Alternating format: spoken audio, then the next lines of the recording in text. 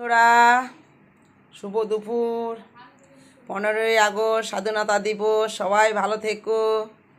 বছর বছর আমরা 15ই আগস্ট পালন করছি, পালন করে যাব।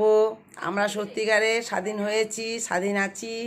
এখন অনেক অনেক অনেক স্বাধীন হয়ে আছে মানুষ, ছেলেরা মেয়েরা সবাই। তো যাই হোক, আজকে আমার ছোট্ট হেসেলের ছোট্ট মেনু।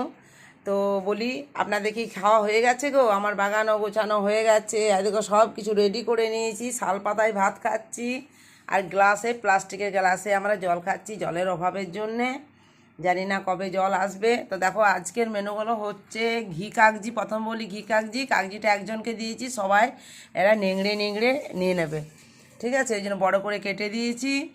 আর মাছ ভাজা আছে, মাছের তেল আর উচ্ছে ভাজা, মানে তিতো উচ্ছে, আলু পেঁয়াজ দিয়ে একটু ঝাল দেওয়া করেছি। আজকে একটু রিচ করেছি আমি তরকারিগুলো। আর দেখো, তেল তেল ভাব লাগছে।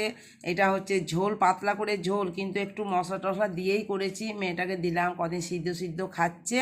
সয়াবিন বড়ি, পিঠে, আলু দিয়ে, গাজর দিয়ে, ক্যাপসিকাম দিয়ে পাতলা করে ঝোল। বললাম মাছের তেল ভাজা, দেখুন তিতো কাল্লা দিয়ে মাছের তেল ভাজা। আর একটু ওল ভাতে দে, ওল ভাতেটা দে, একটু একটু একটু ওল ভাতে কাগজি কাঁচা লঙ্কা দিয়ে একটু করে ওল ভাতে। ওল ভাতে কিন্তু খেতে খুব ভালো লাগে, একটু একটু করে দে।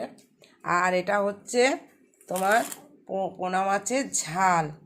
হ্যাঁ, আজকে ঝাল করে দিলাম, একটু সর্ষে কাঁচা লঙ্কা দিয়ে একটু রিচ করলাম। মেয়েটা খাবে বলে, ওকে মাছ ভাজা ডিম সিদ্ধ এগুলো খাচ্ছিল। আজকে একটু রিচ করলাম, একটু দিলাম নুন মশলা ঝাল। এক আধ দিন খেলে কিছু হয় না। তো দেখো, আমার এই ছোট্ট হিসেবের ছোট্ট মেনু।